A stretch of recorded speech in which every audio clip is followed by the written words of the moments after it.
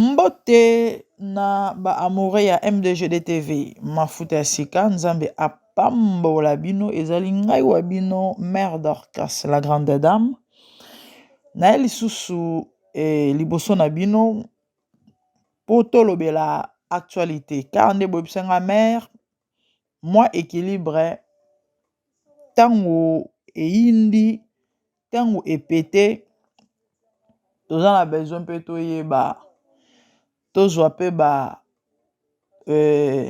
impression na yo to mpe conseil na yo ndenge omesana koteya ndenge omesana kopesa biso toli oui nalobaki tokosala yango parce que soki toza wana eza mpona bino donc tozongi lisusu tomeka kolobela actualité et puis topesa toli nayebisaki bino l'autre fois que à chaque fois on va parler de quoi que ce soit sur l'actualité ou encore eloko nyonso oyo ekosenga toya tolobela tokozanga te bandeko kopesa toli parce que yango nde ntina toza wana po toleka na kosunga bayike par rapport à tout ce qui se passe. Vous voyez la vie a eza na réalité belé et l'ensemble de tout nde mutu ezo constituer vie. Vous voyez, c'est vrai toyebi ce qui se passe na communauté. Dernièrement tolandi émission sur Satan de Yandeko Peniel alakaki koya kopanza yango tolobaki ok komi ya kopanza ya kotumba c'est que Satan de tolobaki tokozonga po topesa suite mais jusque là elle n'a encore rien dit à part ndenge atombokaki afingaki to mekaki kosalela bino juste briefing bao balanda ete bakoki kolanda video wana to pe voice wana émission wana ya ndeko Peniel ya Satan de bandeko tozomona tozoyoka tout ce qui se passe sur la toile où ezosala vraiment pasi parce que mutu akosepela nango ezaka mutu oyo nayebi te je sais même pas comment qualifier mutu alolenge wana mais étant biso étant bana na nzambe c'est quelque chose oyo ekokosala esengo te ezosala pasi. Pourquoi? Simplement parce que ça affecte l'église, vous voyez, ça affecte l'église. Tellement eza mambo oyo ebombami te ezolobama c'est sur la toile na portrait ya mutu nyonso yango tomonaki toya mpe kaka kopesa conseil mpe kolobela yango kaka na réseaux sociaux. Oui, tozomona comment est-ce que batu bakoswana bakobunda entre ndeko Moïse, ndeko Mike, Peniel. Nous voyons tout ce que nous sommes en train de voir ya koyoka ya komona ezosala pasi soki na ye awa bandeko nanga eza po tomeka kosala mwa analyse moke juste komeka tirer attention na bino bandeko par rapport à tout ce qui se passe. Nakolobela ndeko Mike, nakolobela ndeko Peniel, nakolobela ndeko Moïse. Bon, tobandi nanu na ndeko na biso Peniel car nde napesaki mwa briefing moke par rapport ya video oyo tosalaki ya ye oyo ayaki kotomboka. Nayebisaki bino notre sœur a un très sérieux problème et aza na besoin ya lisungi. Soki ozwi psychologue botiele video ya Peniel sans toutefois bobetele lisolo ya Peniel ayebi ye pete mba liboso amona ye azoka monoko ndeko wana azoloba français lingala anglais botieli ye video na asira osa même pas 3 minutes to 5 minutes awebisa bino ke non ndeko o ana problème à dépression. Peniel ana problème à dépression. Bandeko na ngai na osenga na biso c'est vrai congolais tozalaka trop embrouillé hein tolinga peka ba mambo mobulu désordre pétage tout ça on a du mal à faire la projection hein tant likambo ezali koluka ko réfléchir par rapport à la chose pour en retirer peut-être ba conclusion to ba leçon moko esengeli. À chaque fois qu'il y a un problème dans la, je parle de la vie courante, dans le cas général ya harmonioso. À chaque fois tant likambo se présentaka, la première question mutu oyo amonito ayoki fois mituna so eza likambo o peut-être ko choqué to kene musika te par rapport ba mamoneti o tozomona motuna ya liboso oyo esengeli mutu atuna keza pona nini e na pona nini wana nde okobanda koluka koyeba bale pourquoi, voyez, par rapport à la chose. Ok, so mutu akomi na point oyo seke, c'est vrai. Réponse c'est cause à la temps musu moko te mibale te misato te. Mais ce qui est vrai, tango tuni mutu na pona nini, oko tirer conclusion ya bien. Vous voyez? Ndeko na biso Peniel bandeko abalaka toyebi frère na biso Mike. Tango déjà balay Mike Kalambai ayebanaki. Akomaki mwasi ya Mike Kalambai, akomaki Peniel Kalambai. Vous voyez? Siko, qu'est-ce qui a fait que kaka tango ndeko wana au fait, tango ndeko abimi libala, to pe tango abomai libala, nde ayaki mbala moko te koya koloba bilobela. Ça a pris du temps. Ils ont qui plus ou moins 1 an.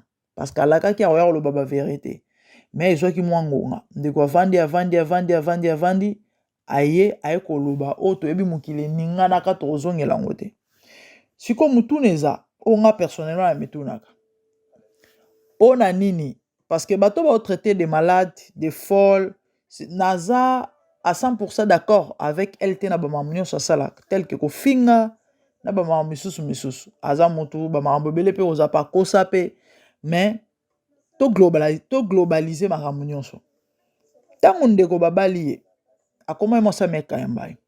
Réseaux sociaux exalaki n'est-ce pas? Abana pe osala des fois ba vlog na ye, ba biloko na ye, ba make-up, ba biloko famille na ye tout ça. Pourquoi pas qu'il bon se manifester à un moment parce que le lot va traiter de tout. Kofinga, impoli, tout ça. Pourquoi et se manifester à un moment na les réseaux sociaux à ça va bloquer ça lelo. Tant de wabimi na libala, nde to mona maambo to mona et puis tozo continuer ko mona auto zo mona. Bref, nde konabiso ce qui est vrai. Elle a eu à subir ba maambo et belé na libala. Oyo aloba to yoka. En dehors de ça, il y a aussi d'autres choses, peut-être on a notre yebani to yebite. Bref, il y a un problème.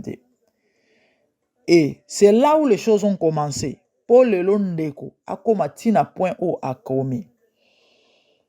Par rapport à ndeko na biso moi si bandeko na ngai, eloka na roloba pour na osilisa par rapport yaye parce que na rolobela Peniel, na rolobela ndeko Mike, na rolobela ndeko Moïse. Ndeko na biso Peniel, c'est une personne à soutenir. Tant on va soutenir, on a besoin d'aide, de supporter. Bon, bateau va monique, ba osolana yete, il y a un problème que vous pouvez prier pour la personne.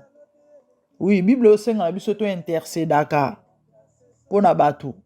Bible zolo baba fort ba supporter ba faible. Il y a plusieurs façons ou moyens de supporter bateau ba faible. Dans la foi na ba mambo belé. En fait, à la position à faiblesse par rapport à tout ce qui se passe, nous sommes sala. To supporter dans le sens que to bonde la pona et to sungandeko. Nzamba c'est possible. À la restaurer parce que c'est facile te bandeko na ngai. Une jeune fille qui se marie aboti bala mi balé un bon matin alali à la muki alobi abomi libala. Vous croyez que ça elo moko ya muke ya simple? Kabo et mine de rien. Et puis non seulement ça.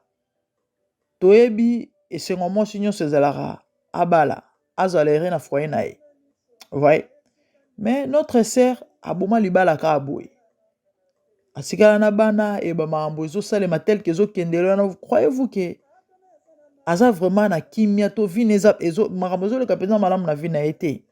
Elle souffre, bref, de quoi souffrir moralement, de quoi souffrir mentalement, de quoi souffrir spirituellement, de quoi souffrir physiquement. Bande koto fingate, to za kana te poto landa to zo ba vie, to beta maboko parce que ce qui se passe et ça a passé. C'est étonnant comment on a bazo sepela na maambo yo. Bazo sepela na maambo, pourquoi? Parce que bon faut bazo ba vie, parce que bon il faut ba chaîne etalama, parce que bon il faut bazo mbongo na YouTube, vous voyez, et ça fait très mal. Et en tout cas, ya mukyo na lingana loba pona lelo juste par rapport ya vidéo auto pe ya voice oyo koyoka eza pona ndeko na biso Peniel ezali yango wana. Tokei na papa na biso Mike Alambai. Bandeko, par rapport à ndeko Mike, vraiment ma lobeza ebele, mais na rozala mukuse to meka jusqu'au loba oyo eza essentiel. En tout cas, et ça la passi. Tant on a mon vidéo oyo, non seulement moi, bato belé, ba sepelité, koyoka ba propos teni, le pona nini nanu aeko sa vidéo parce que ndeko na biso, bon, na oloba sur na cas général, na olobela pe sur église, to pe ye eta mosel na Nzambe, ok? To kena na ki mosel na Nzambe. Biso tobi que frère Mike aza na suspension ou encore aza écarté pendant 7 ans. Suite ya ba mambo elekaki. Normalement muto na mabondeli. Ayaka jamais asa biloko ya ekosala ana. Parce que il faut se retirer. Biso tobi ka se retirer azolu ke longi na Nzambe. Bizarrement de quoi ye o boyebi ke na ba mabondeli mais nazo sumura na rapete na kosa vidéo. Bon bref bandeko na juger été, na juger ba propos na été mais eloko asali akosa ngote. Na déontologie ya bonzambe na ki mosali na Nzambe na ya makambo Nzambe parce que makambo compagnie nyonso babenga ngonini entreprise nyonso organisation nyonso eloko nyonso na mukili o structure ezalaka structure ya chrétienté na ki bonzambe na ba makambo Nzambe eloko ya sali ezalaka te abuki mibeko. Tu peux pas venir soit yo za na mabondeli ya ba makambo oyo. Bref, bon, tu as vu tout ce qui s'est passé. Et là, on est comme Mike Asali, bato en tout cas, majorité va se pele nangote. A kokai kokoma na niveau wanate. Et ya mawana ya pas c'est ça qui aiko répondre maman ya banana ye. Bato msusu o peut-être bazana ba inconscient ba olo ba que non, il avait droit de faire ça pour quelle raison? Aiko justifier. Est-ce qu'azana droit, azana besoin pardon? Yako yako se justifier? Non, pas du tout. Pas du tout. Na lobi na loba par rapport à bonzambe nano. Bible zoloba. Ba okosa ya bino makambo. Soki eza maamba lokuta. Soki pona yeba maambo mwasi na lobi eza maamba lokuta. Mais Bible zoloba ba okosa la bino makambo. Soki o azo subir et aba combat et aba épreuve et aba accélération. Mais c'est inévitable étant chrétien. Donc ba maambo ndeko sali par rapport à ma commis, il n'a pas le droit de le faire. Donc, abeti libanda o bakino baloba congolais baloba abeti faux. Abeti faux parce que il n'est pas la première personne. To chrétien liboso oyo bakoseli makambu, to ba fingi ezalaka nango ndengo wana et eza bongo kutu. Donc, moi na Nzambe nyonso, il faut les humiliation. Moi na Nzambe nyonso, il faut les réalité telle que ba oyoyo. Lui ne peut pas venir parler. Ye soit fingama, ba loba nyonso pona ye.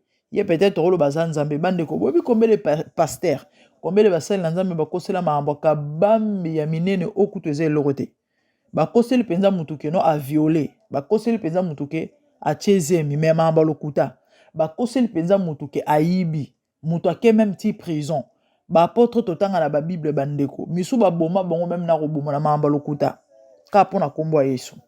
Et si tel est le cas pour lui, pourquoi vendre kimiate? Parce que la Bible zoloba ke vengeance na rétribution Israël Nzambe. Bible zoloba tant ba osa bino mabe. Boza na droite ou encore vous n'avez pas besoin.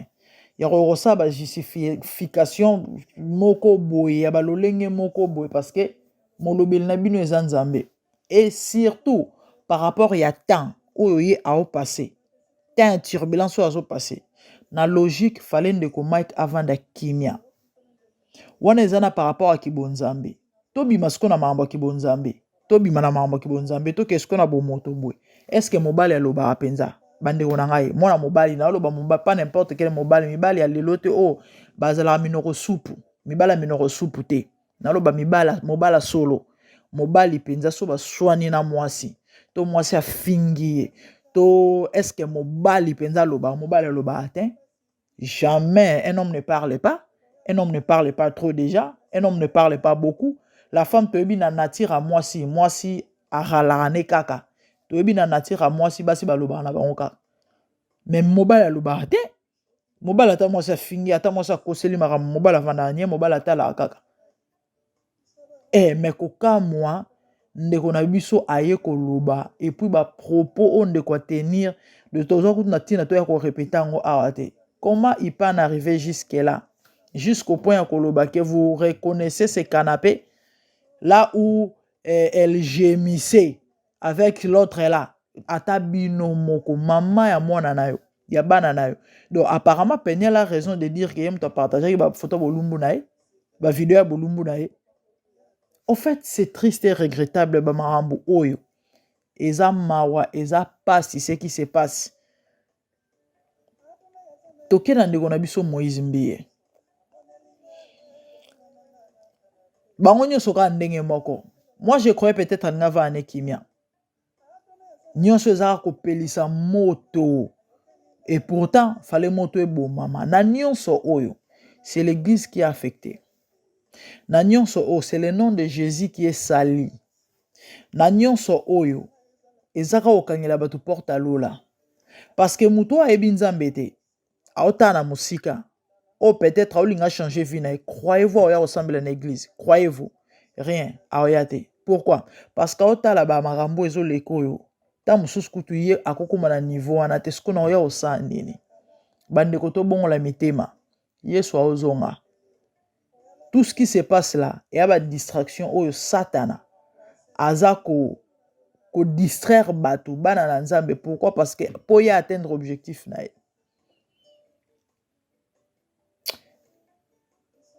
Kozonga Yesu bandeko.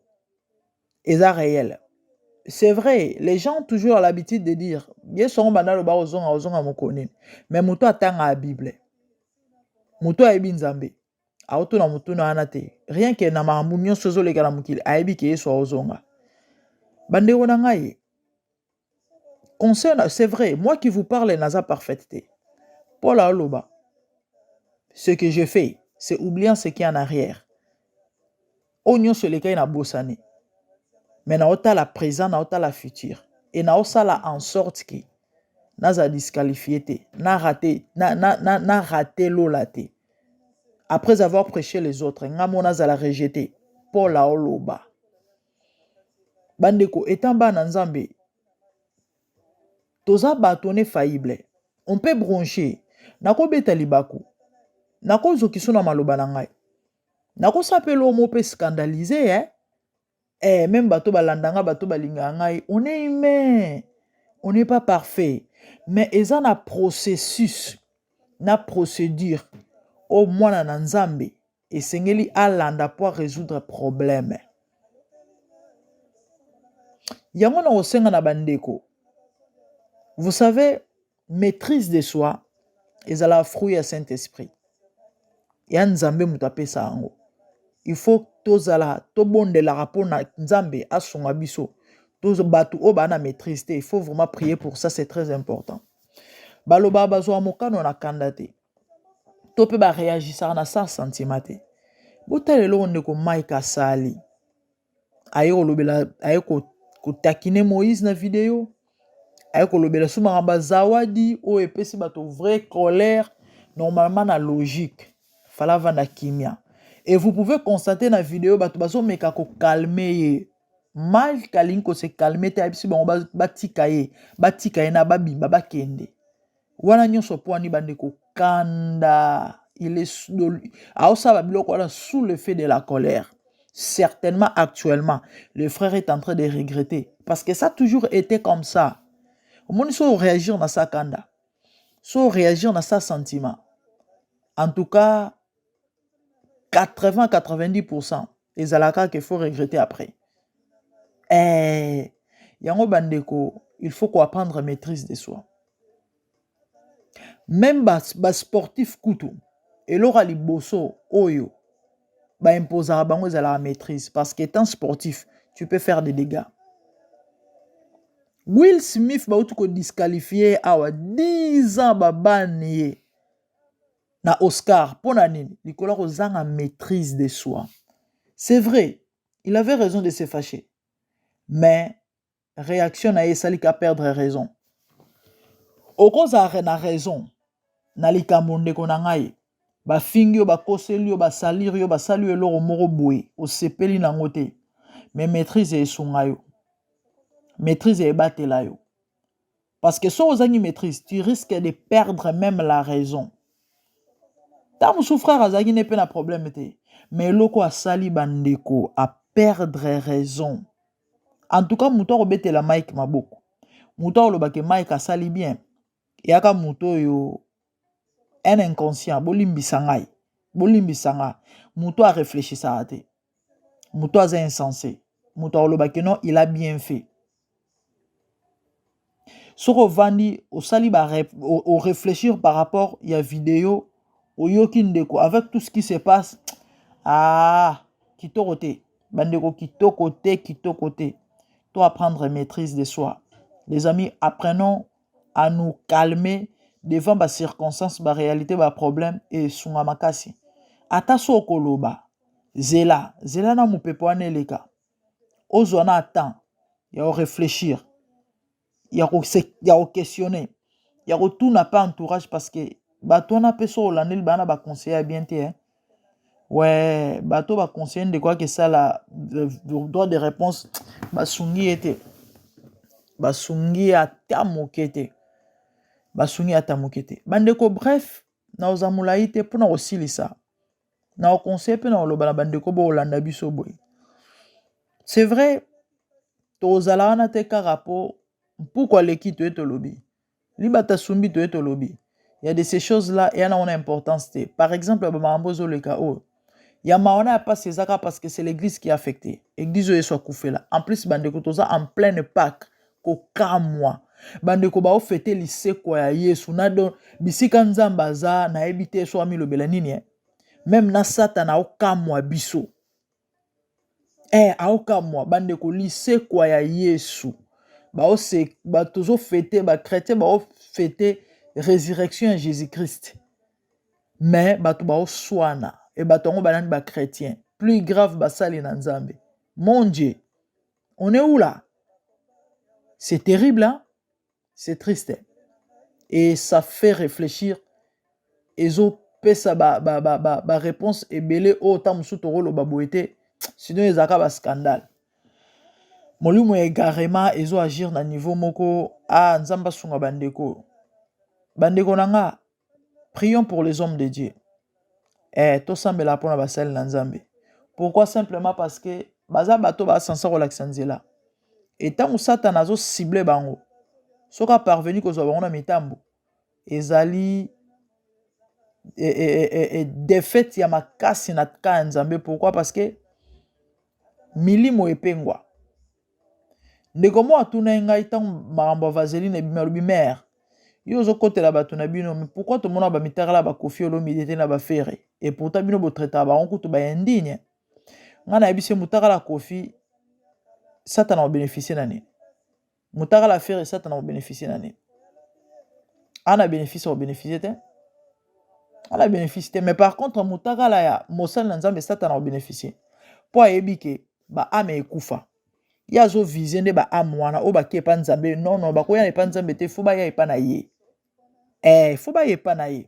Siko tant mutu amuni mosal nzambe choqué. Ba âme faible sani elembati. Vraiment na ye. Mais par contre kofi so mutaka na bimeli libanda. Est-ce que mon Christ européen jamais? Est-ce que tali ekutu non azakuna te? Elobele lorote. Ba dossier ba viol bimaki ya kofi. Bino boga chrétien mo alobi ke en tout cas nga banati ko sambela po kofi violeur. Toyokate, tout monate et Rosala répété donc. Le diable n'a rien à bénéficier là-bas. Il faut qu'on va scander les sels manangambo. Yango na osinga na bino les amis. Bobo de la pona basel na Nzambe. bobondela pour l'église corps de Christ. Parce que l'ennemi est en train de gagner les terrains. Et ça a pas si makasi. Nzamba songa biso. Bande konanga, Tomi Lengele, pour finir. Parce que tout passera. Bomoni mukilio, nyonso eleke, pétage eleka nango, bilengi, bisengo, tout ce que nous aimons, tout ce que nous envions, et eleka nango. Yanango éternalité. Mais il n'y a que Dieu qui demeure éternel. Yango ndeko na ngai, tu as tout intérêt à obongisa vie na yo. Ya kotia ordre na vie na yo. Ya obongisa relation na Nzambe parce que sali ezalaka individuel. Bomoni mimboyi Moïse mbiye wana. Bomoni mai kalamba ye wana. Lelo malgré tout ce qui se passe là. Soka conscience ezongi azongi na makolo ya père. Père a olimbise. Akobosa na nyonso. Ya que Dieu qui oublie et qui pardonne et qui oublie. Tu peux tout faire comme mal. Mais ceux qui ont eu conscience, au reconnaître kara, aux ongi na makolo na ye, alobi reconnaître seulement d'où tu es tombé. À reprendre yo, hein. Ouais. À ozongi la yo. À oyambo na maboko na ye. C'est comme le fils prodigue. Siko bino oyo bozwa kita na bino, na place peut-être boluka bobongisa. Mais bo tikali bisika o botikala ki wana na kofinga na kotonga na kolemba na kopengwa. So bozwi ta kobongisa te et ozala exquise te oyo kotsa bino lola parce que voulez ou pas mokili ozwaka fin un jour nyonso olekande bible loba et il y aura que deux places ya okende ou soit lola ou soit enfer et muto atamboli na kobanga nzambe te na oloba na muto akendaka église te na oloba na muto atambola na kobanga nzambe muto atamboli na kobanga nzambe te amona nzambe te a passer éternité musika na nzambe. Ndeko na muto akosa te. Kanisa ka so muto akufi. Muto bobande komona. Muto bozaki na ye. Muto makambo nyonso ezalaki malamu. Mais zolo etali likolo. Ana pouvoir te, ana force te, ana eloko te, aluka mizongisa na mokili oyo. Elobela biso eloko te. Et un jour, olinga te. Ozala ndenge wana to po okoma ndenge wana. Lingo bongisa. Parce qu'après la mort, il y a une vie. Et cette vie dépend de la manière dont l'homme a vécu sous le soleil. So Olanda qui est sous de tout ton cœur. Ozanae. Mais so Olanda qui est sous te. So un maître ne qui était. Malheureusement pour toi. Et osa là. Et osa milelo. C'est vrai et ça l'a passé. Mais ngana olobana oke mutakufela na ekulu sweza Yesu. Eza Moïse mbiete, eza mai kalamba ete. So qui est soit sumuka. So qui est soit sala sex tap. So qui est soit sala scandale. Tu as droit à repengwa. Mais sur sala ngote, tu as tout intérêt. Ya romi batela. Ya romi batela. Confiance ne faut pas dans Nzambe. Et non pas mutamokilio. Parce que tu seras toujours déçu. Olingo lingate. Tu seras toujours déçu, mon frère. Côté là-bas. Les amis, c'était ça en fait. Et c'est juste pour nous rappeler biso que mukilio yo nyonso tozomona yana ona importance te. Et c'est Nzambe eza lobiko na yo et tu dois arranger avec lui. So yambana yesu te yandimela yesu. Et luka église ya malamu ezali. Prie Dieu à orienter une église à bien. Parce qu'on va en côté. Faut pas apprendre yo. Faut pas te yo. Bala qui sont là. Comment servir Dieu? Comment vivre avec Jésus? Comment marcher avec lui? C'est important jusqu'à ce qu'on acquérir maturité. On comprendre oye ba ko keseni sa malamu na mabe. Oye ba mambanza mena mambanza mbete. Vous voyez? En fait, c'était ça. Il y a mon cœur on a posé toloba. Par rapport à tout ce qui se passe, vraiment les amis sortez de la distraction. Quand on a ibsibino ke tozala na te poto yaka ernyon solibata sumbi to eto lobi, pourquoi le to eto lobi non. Ce qui est senga toloba par rapport ya marambozo le kato ezo salema toloba essentiel. To meka juste ko pesa toli. Parce que na maramunion so ya rozo ezalaka, ya roboa kezalaka. Il y a des leçons à tirer dans tout ce qui se passe. Tel que Namarambotali Libala. On ne se marie pas n'importe comment et avec n'importe qui. Soko boyi makambo olingi te lobby makambo ekomeli Peniel to Mike Kalamba ekomela yo. Sala très attention. Yeba kosala choix. Ya mobali et puis ya mwasi. Sinon te ekomelo boye. Donc c'est ça en fait. Quand on a lobby que na makambo nyonso ya kozwa yezalaka ya koboira yezala. Donc dans toute chose il y a des leçons en fait à tirer quoi. C'est ça. Vraiment les amis, je vous aime, que le Seigneur vous bénisse. On est là. Vos suggestions et osunga pe musala oyo toyeba eloko nini oyo il faut peut-être toluka to sala ka pona koluka kosepelisa bino par rapport ya analyse ya actualité oyo ezoleka récemment. C'est un peu ça, vraiment les amis. C'est vrai, ils ont ça la passe, mais bon, moi je vous conseillerais, il y a encore une distraction, restant en dehors de tout ça, parce que vérité, peut être ils ont échappé, biso, hein. C'est pas autre monde, autre chose, car on a bango, baebani, bango, entre bango. Baebani, entre bango. So bomoni, so bomoni ko swana, etaneli tongo se na butu, bayoka na été. Donc, bref, c'est ça. Ils étaient des amis, Mbi et Mike, mais un matin, Mutuna Mutaoma na coin nae, oh azope sa raison, et azope sa, oh la msupa azope sa raison, oh azope sa. Donc, ngana toyebi vérité te. Kaba on bali bat bayebi vérité. Donc, c'est au fait ça. Et pas trop de commentaires, pas trop de jugements.